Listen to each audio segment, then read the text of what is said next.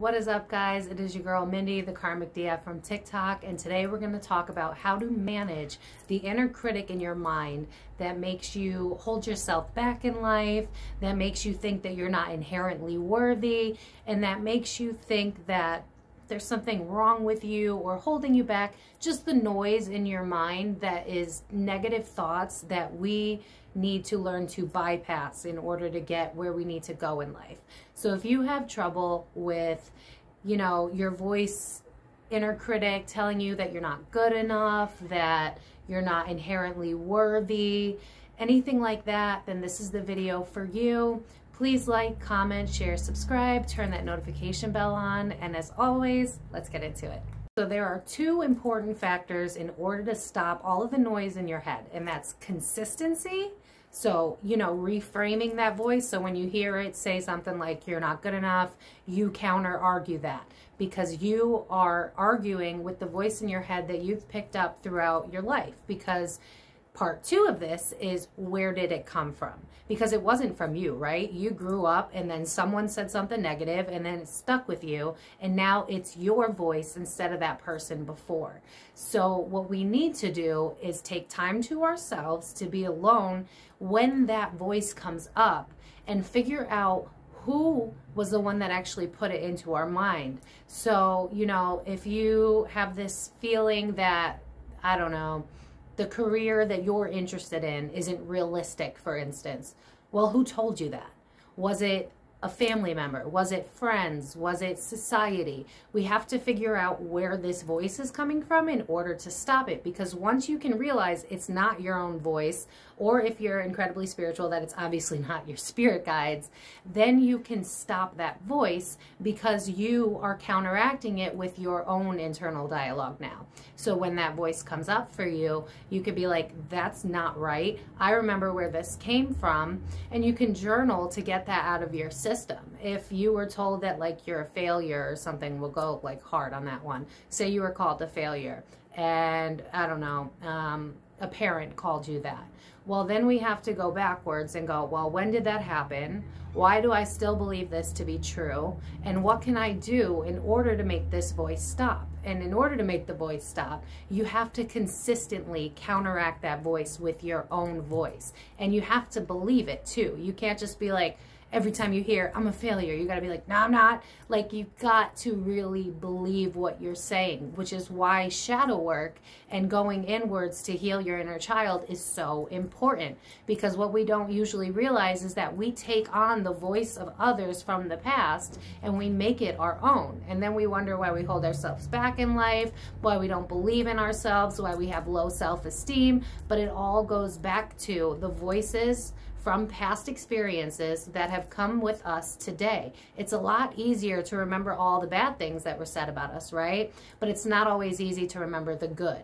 And so we cling on to those negative connotations instead of realizing that that is not our truth, and that the moment you were born, you were inherently worthy of everything that you want and desire. But it's up to us to stop that cycle from keep going and going and going. Like, I'm seeing a hamster wheel in my mind's eye. It's like you hear it and then it sticks with you and then it becomes your own voice. And what we have to do is go backwards. We got to go back in time. We got to figure out where that voice was coming from, why we believe that to be true. And then you're doing shadow work on top of stopping the inner critic. So if you got it from a spouse, you had a really emotionally abusive spouse, now you're understanding that it's their voice in your head. And now you can break down that that's not true, that it's faulty programming, that your spouse probably isn't your spouse anymore if that's how they talk to you, but if they are, we need to address that as well.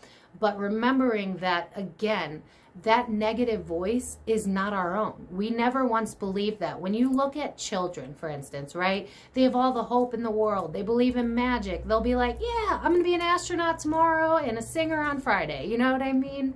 We lose that when society makes us live a real life. You know what I mean? But society's real world isn't necessarily your real world.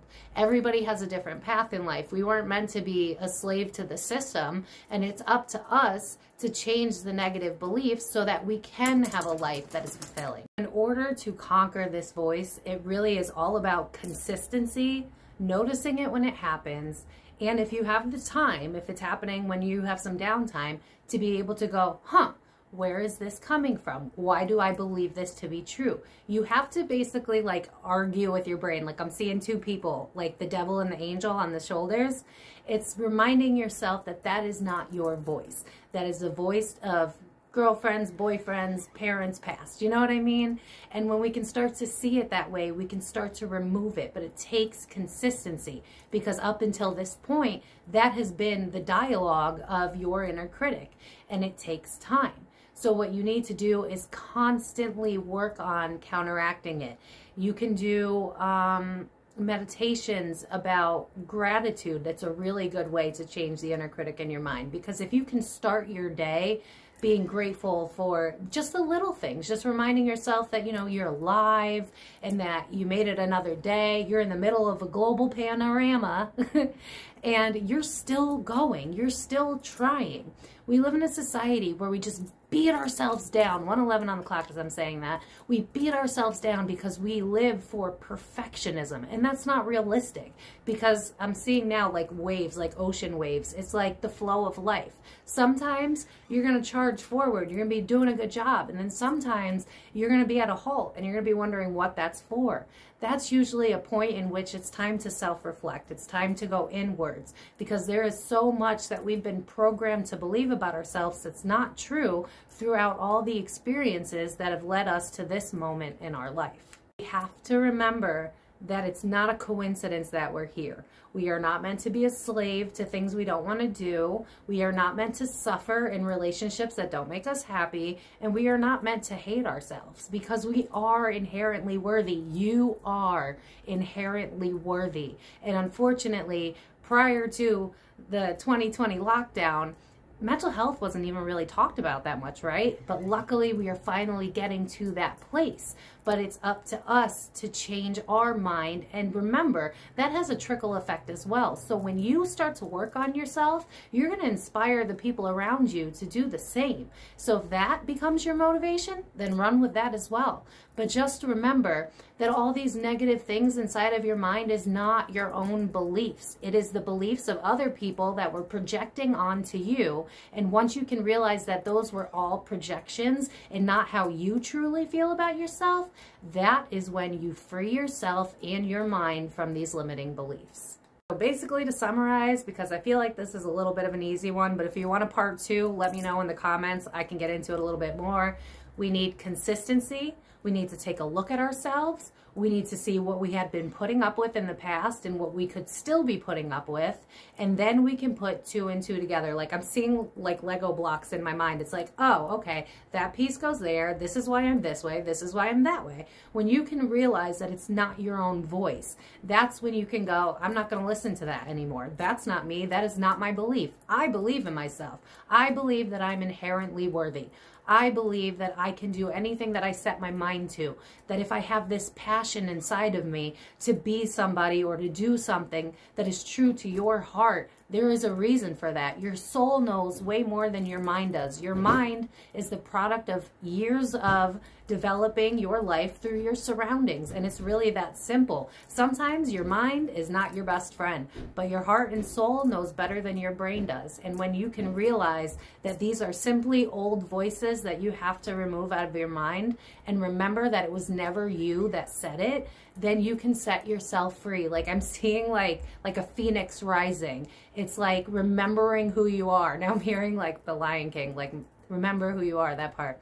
But remember that journaling is effective as well. You can always journal, okay, well, I have this thought in my mind that, let's say you want to do entrepreneurial, right? And you've heard your whole life that you have to get a real job or something like that.